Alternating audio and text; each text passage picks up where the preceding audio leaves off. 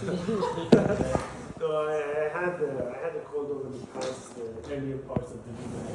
I think I'm not contagious. We're fine. I'm not. It's not okay, so questions. Questions about MOSFETs, assignment, lab. How well do you understand linear systems, signals and systems? Who is teaching it? It's a very fundamental course, right? Yes, that makes sense. Can I explain a little bit further just for my sake too? It's like, something like, but it's a very important course. If you go in any direction, mechanical, electrical, like the civil, yeah, we should skip up. just go and do Uber.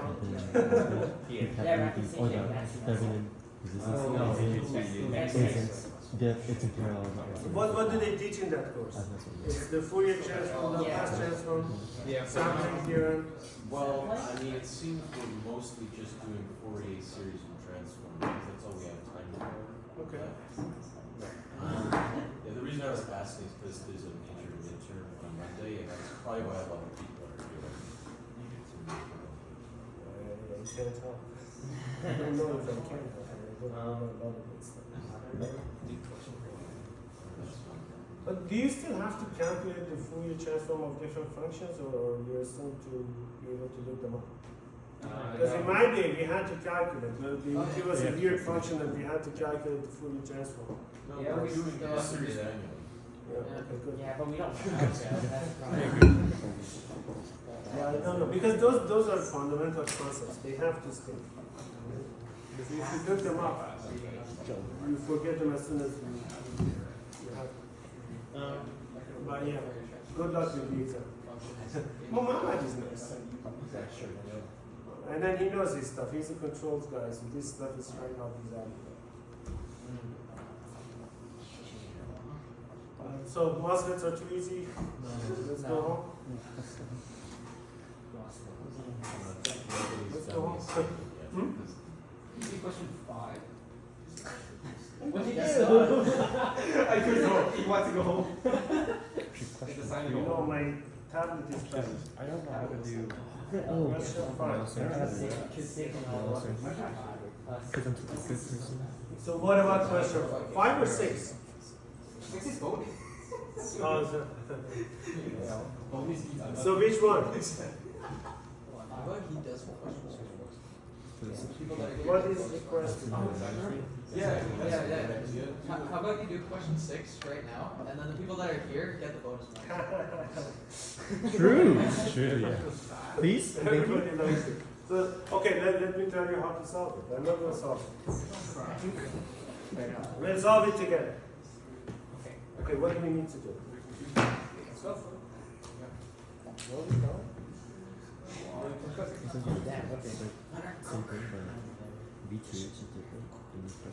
This is too easy for a bonus one. Come on, now we're going to see. I don't think you have attempted it. Okay.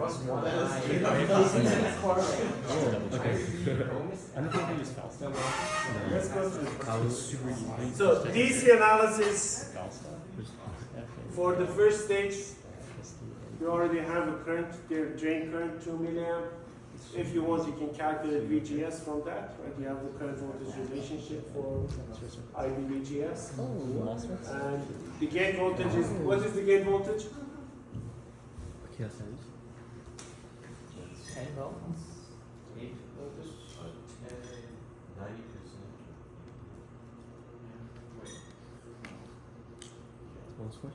What's the gate voltage?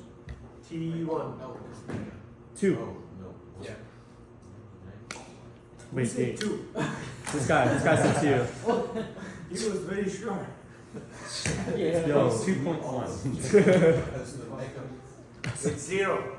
0 gate current, 0 voltage drop across the resistor. What's the gate again? The gate is. The gate is the middle. Oh, we're talking DC? Right? DC, no, we're solving DC. Part A is Oh, DC. straight to ground. Yeah. So 0 volt at the gate, you can find the source voltage This is if you want to, because you know the drain current, right? And then you can check if the device is in active region. Because you can calculate the drain voltage, it's going to be 2 volts, gate is 0. What's the threshold voltage?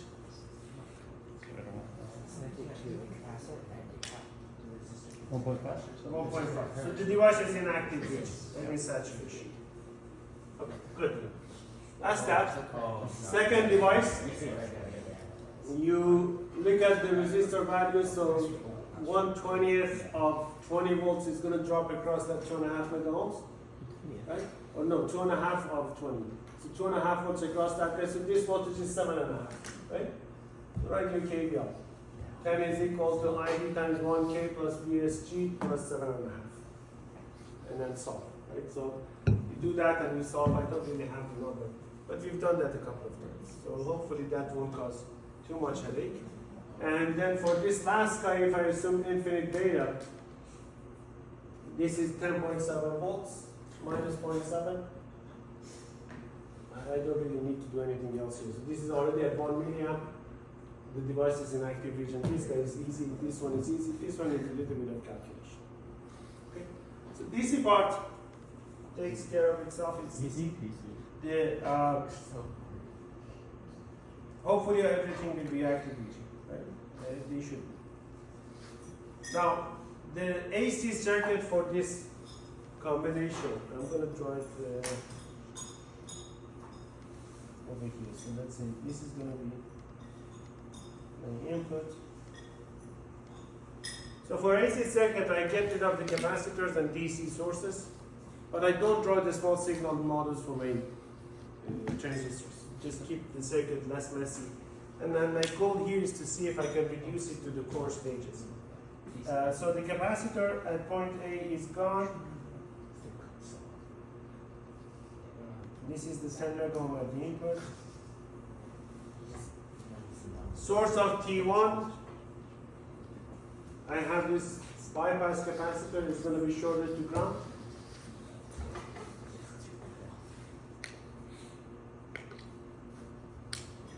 And drain goes to ground at the top. Connected to the gate of the second transistor. Gate of the second transistor, so this is the 4K.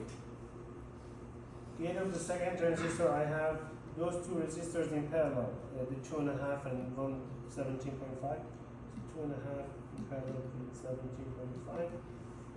And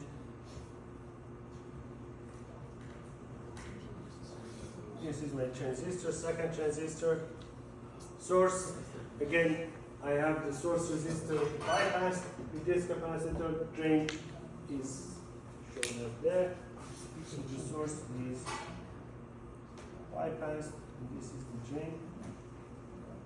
And this goes into my last stage. So again, I have the two bias resistors in parallel.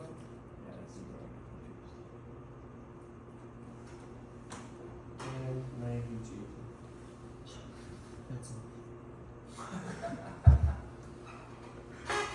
And at the output, okay, that's actually not true. At the output, I have just load resistance.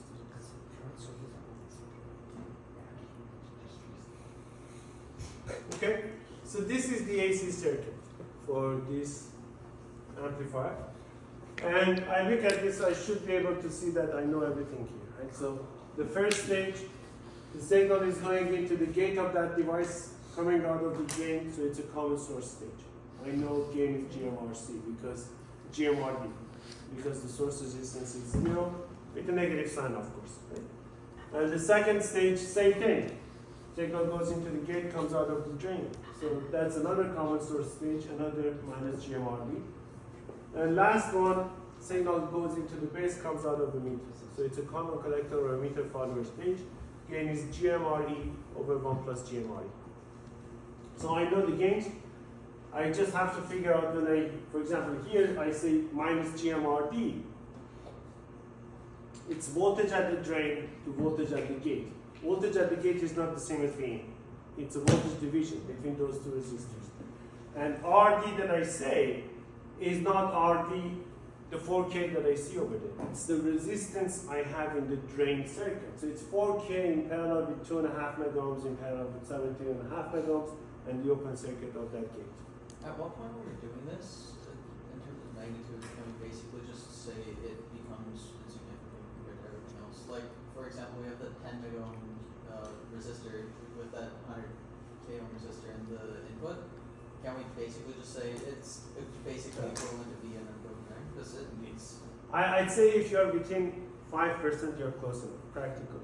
and you can just kind of. So for that reason, if you ask me to solve a BJT circuit, I usually assume beta is infinite because usually beta is larger than 100 anyway. So it's going to cause 1% error. Depends on the circuit, of course, right? But usually you can make that kind of an assumption. So ICM equals IE. That's usually a good assumption.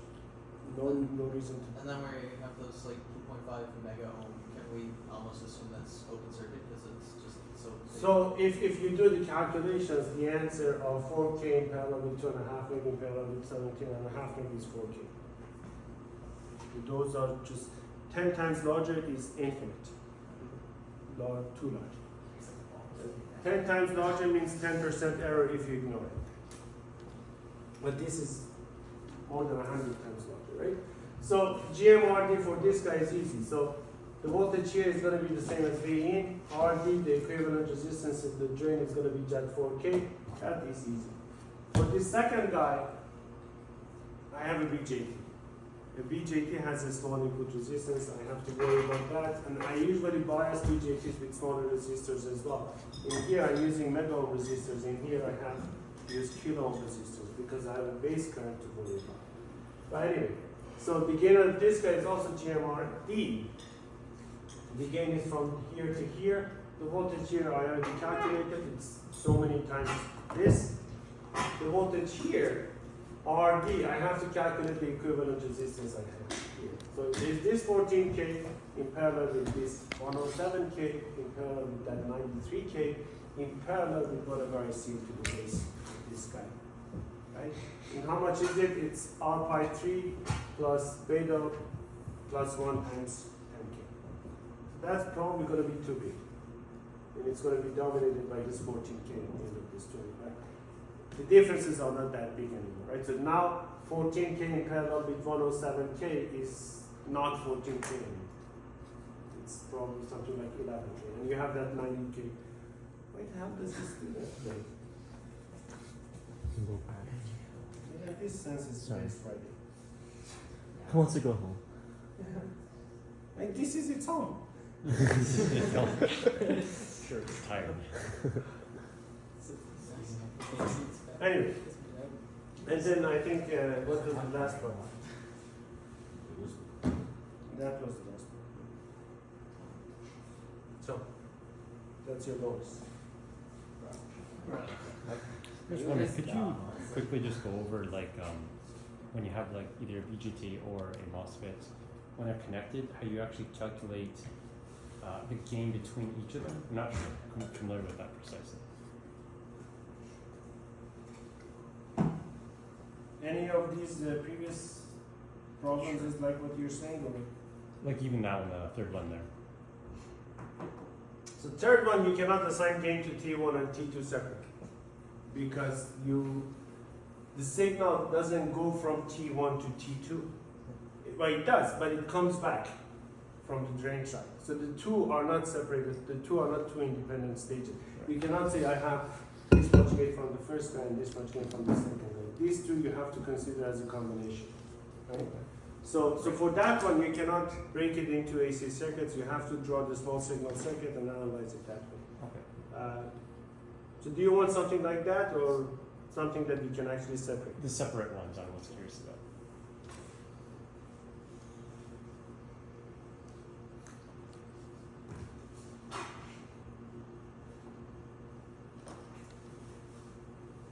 Okay, good at doing this stuff. Oh, that's it.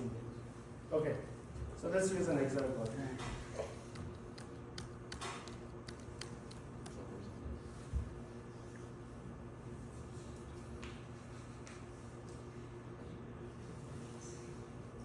So that circuit you saw on the assignment, it's actually a good circuit because, you know what, let me draw that circuit before modification.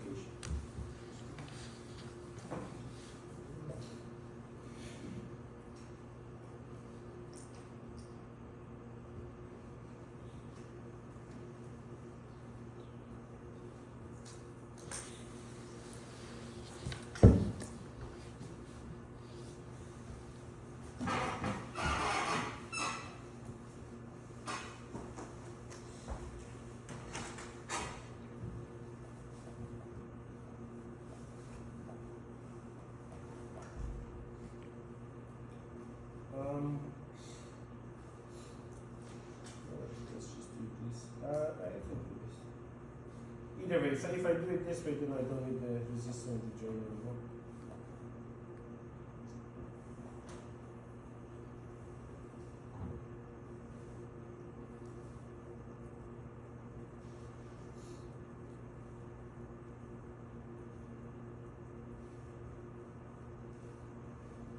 Okay.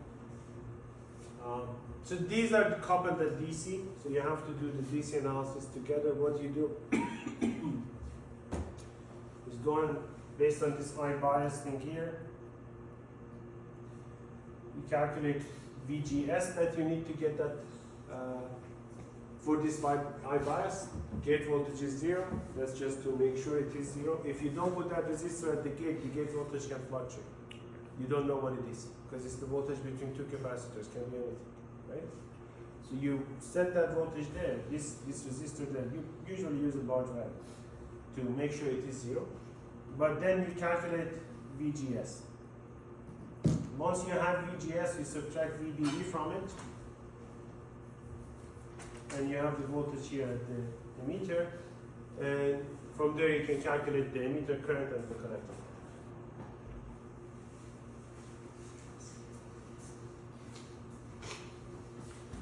So in this circuit, I can tell you that we're going to have a problem, because this current source doesn't care, can take any voltage across it, can have negative or positive voltages above it. But because the gate is grounded, the source will be less at a smaller voltage than the gate. And if that's the case, this guy is off. So this will not work. So what we do is, let's just put the negative supply at the bottom. So with the negative supply at the bottom, you can manage to make this work. But anyway, so that's how we do it. So you calculate what is VGS, then you calculate VE, and knowing VE, you go and calculate the current through RE and then RC, and you're done. You have an ID and ID for these two. Once you have that, so do you want to solve this using AC analysis or small signal? AC, let's do AC. AC, okay. So if I go and look at the AC circuit for this circuit, the capacitor at the input is gone. The bias resistor stays there. Let's just call it RG. My MOSFET shows up as before. Drain is grounded. Source, I had a current source that is not there anymore. Yeah. Because So it's there's no DC current. current. And I go to my Right. VGT.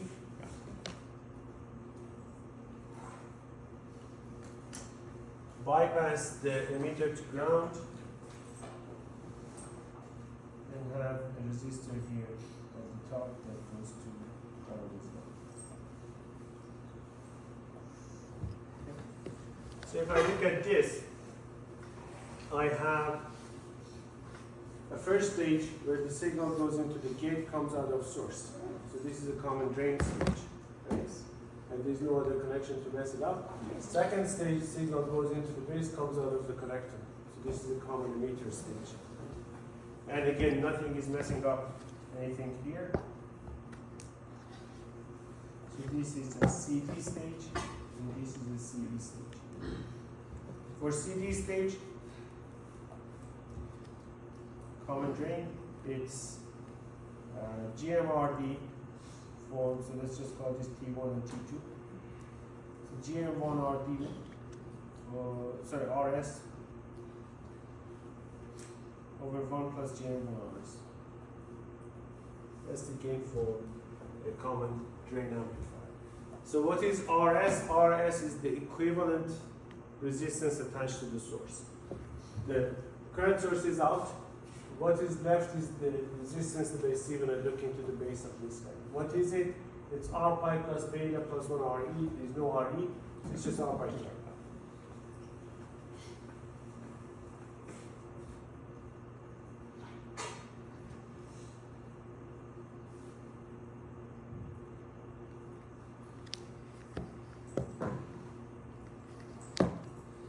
Okay. And that is the gain from, let's call this Vx to be in. This is Vx to be in. This is Vx. Okay. So if I find V out to Vx, I'm done. And what I can do is, for common emitter amplifier, the gain is minus GMRC.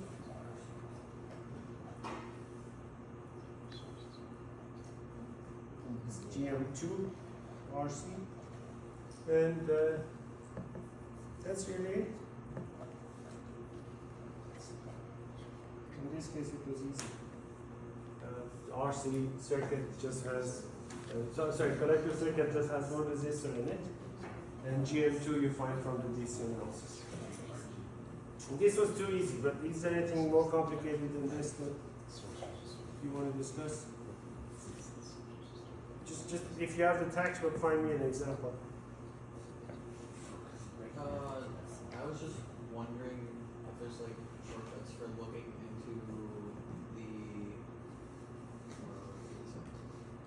into the side of the transistor that has the source on it. Because when you're looking into the base to the collector to ground, you just see the R5. Base to collector to ground? Base to emitter. Okay. And if the emitter is grounded, then you just have the R5. I just have an R5. Yeah. But then on the other side, do you have to draw the small signal analysis to figure out what that is across it? Because in a lot of these, it seems to just simple down to either GM or 1 over GM. Are you looking into the base or into the emitter? Let's say you're trying to calculate the V out, or sorry, the R out. Because we're gonna get. R out for this? Yeah. Well, collector side, I have a current source that responds to things that come before it. So when I attach my test source to the out, that current source will not respond to it, it's just RC. It's an increase. Oh, I see. The output resistance is just RC. Yeah. In this case, it's easy to see if you draw the small signal circuit. So in this case, at the output you have RC at the top, GM V pi, or GM2 V pi 2 at the bottom, and R pi 2 here, right? And this is ground. So the rest of the circuit is here. The rest of the circuit is here. Yeah. But the rest of that circuit does not respond to what you're attaching here. There's no connection between them. And GM2 V pi 2 responds to whatever that happens here. So V pi 2 will be 0, and then GM2 V pi 2 will be 0. Only resistance you see is the one at the top of your source.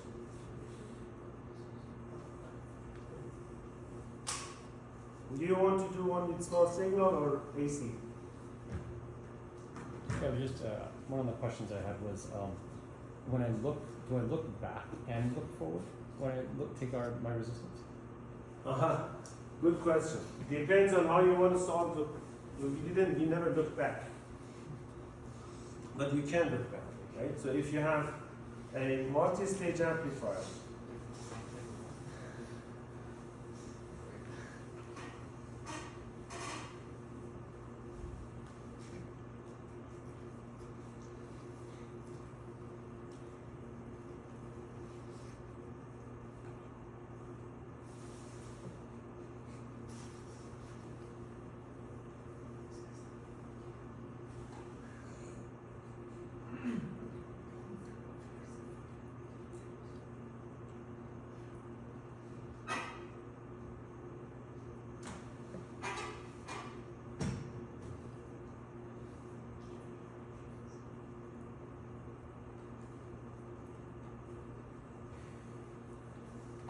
something like this. Okay? So what we've been doing so far is that we start from the source and we go forward. Each time you go past this stage, you see what is attached to that node. So you include, let's say, RC and whatever input resistance that you have for the next stage. And then you go here. When you calculate the gain here, you see what is in front of me. You calculate its input resistance, or in this case, it's just 1 RL, and include it in your circuit, right? And then you go to the next stage and next stage and next stage. I'm calculating, let's call that Vx, and let me add.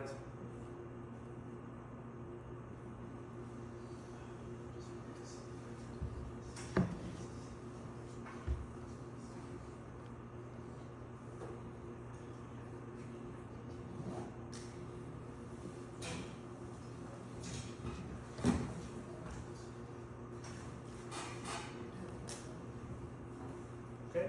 So in this case, what I'm doing is that I'm calculating this VA, and then this VB, and then finally VC, V out. I calculate, the first thing I calculate is VA over VA. Well, no, actually, no, that's not the first thing I calculate. The first thing I calculate is, let's say this Vx.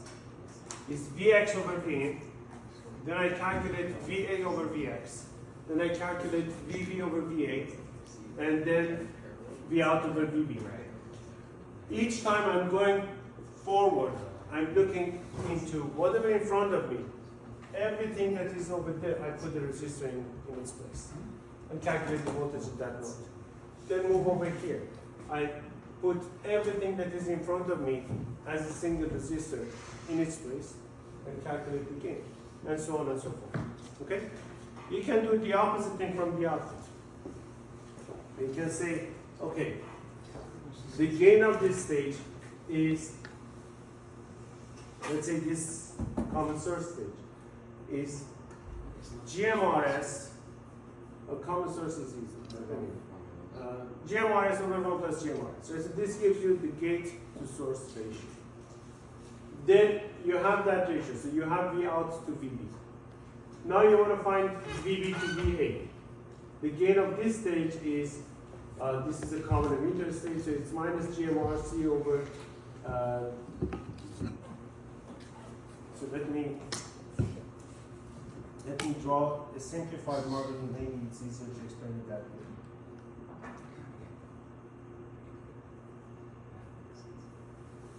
This is your source.